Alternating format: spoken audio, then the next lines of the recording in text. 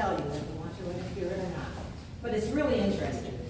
So back in the day, and I'm talking about medieval times, okay? If you wanted to see yourself, imagine what it would be like to live your whole life and not know what you look like. Okay? It's kind of weird. You didn't. There weren't any mirrors. But the Italians, the Venetians, now Venice is in northern Italy, they knew how to make mirrors. It's a whole other process. So if you had the money and the time, you could mount an expedition to Venice and you could go get yourself a mirror.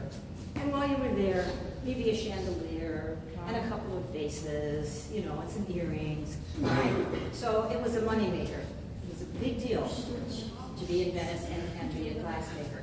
But there were some problems. In order to get glass to temperature where you can do this kind of stuff to it, you have to raise it to almost 3,000 degrees Fahrenheit. Almost, in other words, as hot as lava. Okay? Wow. In order to do that, they didn't have gas, you know, fireplaces then. They had to burn wood. And the ashes would come out of the chimneys, and they would burn down the neighbor's house. This was a problem. This became a problem. So the Doges of Venice, that's interesting too. The Doges were democratically elected leaders, all right, in Venice. They said, that's it, we've had it. All of the glassmakers are now going to live on this island off the coast of Venice. The island is called Murano.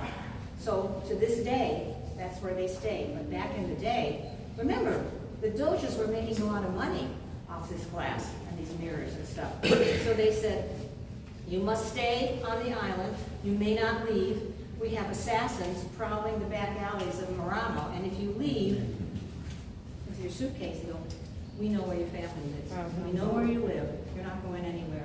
There are stories of, some of you know about the Hall of Mirrors, and we're going to move to France now, a couple hundred years.